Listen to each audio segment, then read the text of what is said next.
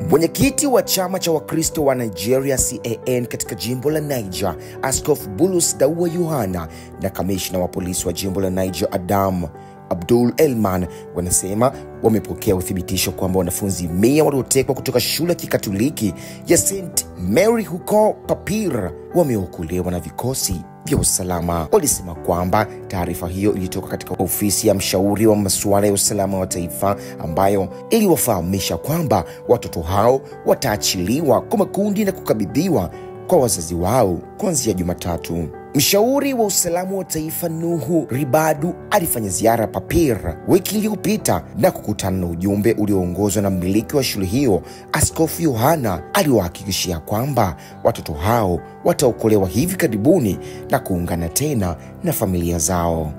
Jumla ya wanafunzi 165 bado hawajulikani walipo, huku wazazi wakisema wanasubiri kwa shauku taarifa kuhusu watoto wao.